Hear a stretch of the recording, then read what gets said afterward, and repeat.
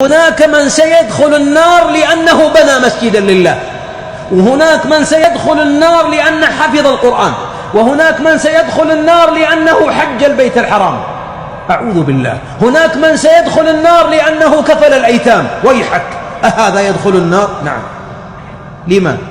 قال الله قد قيل ليقال مجاهد، ليقال قارئ، ليقال متصدق، الحاج فلان. ترى بعضهم إذا حج وما قلت الحج فلان غضب. الأخ محمد قال من فضلك الحاج محمد. الله أكبر. لأنك لو جردته من كلمة حاج يقول الحاجين ليه. حتى قيل أن حاجا لما في الحج في منى أيقظوه للصلاة قالوا قم صل، فصلى، فأيقظوه للفرض الثاني قال أن جايين نحج ولا جايين نصلي يا ناس. ويعتقد أن الحج هذا إنما هو عمل مقطوع بعده ترفع التكاليف. هذا مسكين.